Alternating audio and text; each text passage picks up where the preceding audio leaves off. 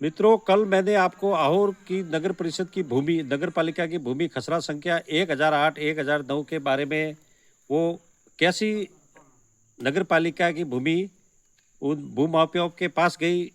भले अभी जो वर्तमान में नाम उसमें आया है, वो ये भूमि पूर्व में ही बिक चुकी है। इसका मतलब इसमें जो पैरवी है हाई कोर्ट में, वो बराबर नहीं की गई थी और भूमाफियाओं ने उनको मैनेज किया गया।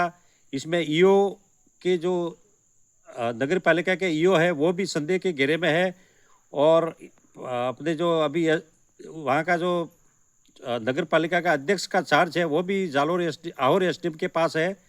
और तहसीलदार, इन तीनों की भूमिका उसमें बहुत ही संदेहपद है। उनको मैनेज किया गया है और पैरवी कमजोर की गई कि जिससे उनके पक्ष में फैसला आ सके और ये 100 करोड़ की भूमि हड़प सके। तो हम इसकी निंदा करते हैं, क्योंकि जालोर नगर पालिका कोई पाकिस्तान या सिंध की नगर पालिका नहीं है।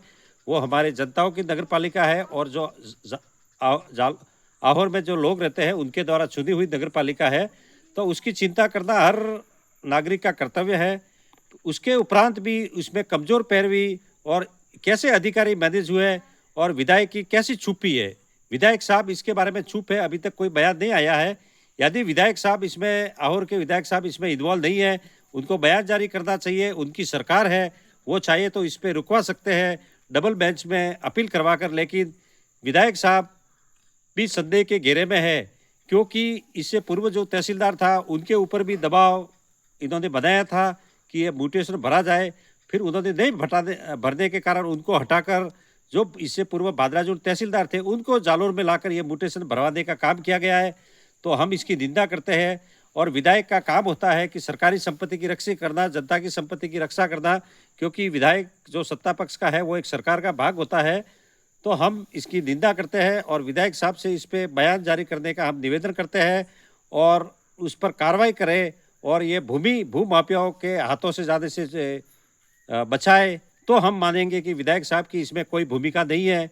और वरना उनकी चुप्पी बहुत कुछ हमें बताती है और हम इसके लिए उग्र आंदोलन करेंगे। हमें भूख हड़ताल भी करनी पड़ी तो करेंगे। और हम ये वापस इसके लिए धरने पर भी बैठ सकते हैं कि राज्य सरकार डबल बेंच में जाए और इसके खिलाफ अपील दायर करे। और उसमें पैरवी नहीं हुई है। भूमाफिया पीपी जो एडवोकेट्स होते हैं उनको मैनेज कर देते। जिस तरह शायद फैसला आया तो नगर पालिका और उनकी तरफ से कोई वकील वहाँ उपस्थित नहीं था, ऐसे भी हमारे पास जानकारियाँ आ रही है। तो ये सब अधिकारियों को मैनेज किया गया। मैं अधिकारियों को भी चेतावनी देता हूँ कि यदि आप इनके विधायक के इशारों पे चलोगे, कहीं आप गलतियाँ करोगे तो आपको सस्पेंड करवाने में हम कसर नहीं छोड़ेंगे। इससे पूर्व भी बादराजून तहसीलदार को हमने आंदोलन करके सस्पेंड करवाया हुआ है। तो आप यदि ये ऐसी गंदा कार्य करोगे, आज करोड़ों की भूमि भूमाफियाओं के हाथ में जा रही है। यदि वही भूमि में भूखंड काट के नगर पालिका को कम से कम 100 करोड़ की आय होती और उस आय से हम पूरे आहोर की जो नगर है उसको हम एकदम कहते हैं कि वो शीशे की तरह चमका सकते थे। तो कहीं ना कहीं हमारी ये जन्मभूमि होने के कारण हमें दुख है। और विधायक साहब से यही कहना चाहता हूँ कि यदि इसके आपकी कोई भूमिका नहीं है तो आप बयान जारी करें और जिसने भी इसमें ये किया है, दोषी है, उनके खिलाफ कार्रवाई कराए। और ये भूमि का जो निर्णय आया है हाई कोर्ट का, उसके खिलाफ अपील करवाने के लिए राज्य सरकार में आप सिफारिश करें तो आपका सरकार है तो ये जरूर होगा। और नगर पालिका के अधिकारी भी चुप है और नहीं करवा रहे, तो कहीं ना कहीं ये फॉल्ट है। हम इसकी निंदा करते हैं और हम इसके लिए आगे आंदोलन करने के लिए तैयार रहेंगे। जय हिंद, जय भवानी।